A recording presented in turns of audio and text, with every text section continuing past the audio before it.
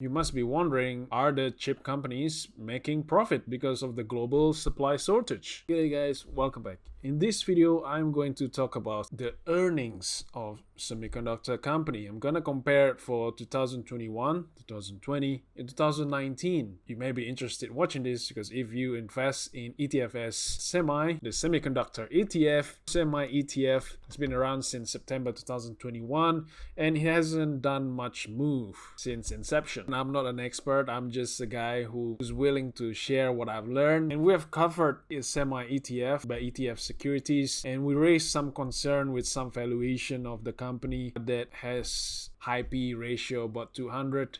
For example, Nvidia. But again, after learning more about the business of Nvidia, how they have really strong moat about it, it's no surprise that they value Nvidia similar to Taiwan Semiconductor Company, TSMC, because TSMC market capitalization is about 600 billion US dollars, whereas Nvidia is about the same, about 580 billion dollars. And that is way bigger than Samsung and more than double of Intel. So I'm just trying to make sense with the market capitalization and the earnings they have for 2021. And here is what I found. So on the chart here, the blue line, the blue bar is the market capitalization, followed by the orange, gray, and yellow bar, which is the revenue that these chip companies reported for 2021, 20, and 2019. And from left to right, it is sorted by the largest market capitalization on the left, the Taiwan Semiconductor Company, followed by Nvidia, Samsung, Broadcom, Intel, Qualcomm, and so on. If we look at the chart here, just looking at by the revenue is actually increased if you compare it from 2019, 20, and 21. So the global chip shortage is not a fake news after all. It's actually impacting this chip company by an increased earnings. But what is interesting is that the Nvidia has the highest rate of increasing revenue from 2019 to 2021. And this is where we need business expertise.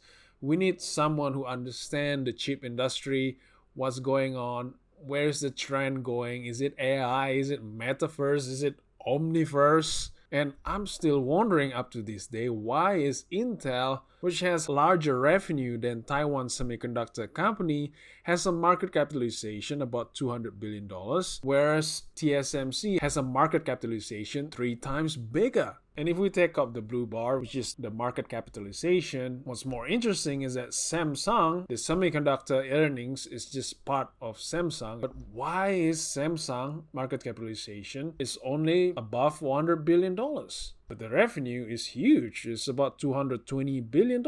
Revenue, if the expense of producing those chips are high, then what's the point? So I created this chart showing you the profit after tax. Again, the profit after tax for TSMC and Intel is quite similar. TSMC has a profit about $21 to $22 billion, whereas Intel reported about the same, about $20 to $21 billion. But the profit of Intel is decreasing if you compare it with 2019 earnings, which could possibly explain by Intel move to meet the demand of America economy inland so that the US economy doesn't really rely so much on Taiwan Semiconductor Company. The most impressive increase of earnings is from Nvidia. It's a big jump from what previously in 2020 we thought it's very expensive with a PE of 200, as reported of earnings close to $10 billion for 2021. And that's just to show that PE ratio is not enough in valuing a business, especially the ones with the high return on equity. And speaking of return on equity, I just learned from this chip company's 2021 earnings that some of them have a pretty high ROE, such as TSMC and Nvidia. They have a return on equity over 30%, and Intel has ROE of 20%. And maybe that's why the market price Intel for just about $200 billion, not $600 billion like Nvidia and TSMC. But Qualcomm and Texas Instrument, oh my, the return on equity is huge.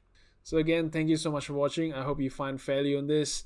I'm still learning with this industry, and again, business expertise is required to invest, and there is so many variables. It's very complicated now with Russia and Ukraine tension, and also we still don't know what's going to happen with Taiwan Semiconductor Company, TSMC, if China is doing their one China policy where they claim that Taiwan is part of China.